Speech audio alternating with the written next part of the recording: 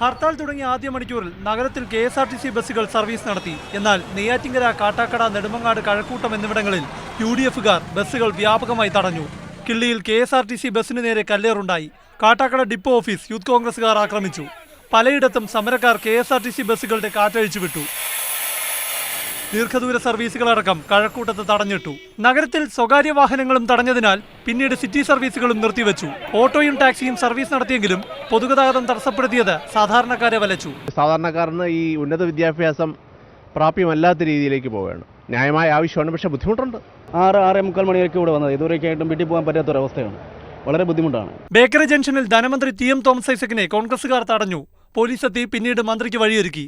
ബൈക്കിലെത്തിയ മുഖ്യമന്ത്രിയുടെ political secretary പ്രഭാവർമ്മയെ പാളയത്ത് പ്രതിഷേധക്കാർ തടഞ്ഞു. സെക്രട്ടേറിയറ്റ് നടയിൽ സ്റ്റേറ്റ് ബാങ്ക് ATM പ്രതിഷേധവുമായി എത്തിയ സമരക്കാർ അടപ്പിച്ചു. തൊട്ടടുത്തുള്ള സിവിൽ സപ്ലൈസ് പമ്പ് അടപ്പിച്ചത് യാത്രക്കാരുടെ പ്രതിഷേധത്തിനിടയാക്കി. നെടുമങ്ങാട് UDF-കാർ തടഞ്ഞ വാഹനം LDF-കാർ കടത്തിവിട്ടത് സംഘർഷത്തിൽ കലാശിച്ചു. വർക്കലയിൽ CPM കോൺഗ്രസ് സംഘർഷത്തെ തുടർന്ന് CPM ഏരിയ കമ്മിറ്റി ഓഫീസിന് നേരെ അക്രമമുണ്ടായി. മാതൃഭൂമി ന്യൂസ്, തിരുവനന്തപുരം. രാവിലെ 8 മണിക്ക് MLA ഹോസ്റ്റലിന് മുന്നിൽ UDF MLA-മാരെല്ലാം ഒത്തുകൂടി. ഉമ്മൻചാണ്ടിയുടെ നേതൃത്വത്തിൽ MLA-മാർ നിയമസഭയിലേക്ക്. പതിവിൽ നിന്ന് വ്യത്യസ്തമായി എല്ലാവരും ഒരുമിച്ച് നടന്നാണ് നിയമസഭയിലേക്ക് പുറപ്പെട്ടത്. വ്യത്യസ്ത രീതിയിലുള്ള സമരാനുകൂല പരിപാടി യുവ MLA-മാർക്ക് പുതുമയുള്ളതായി.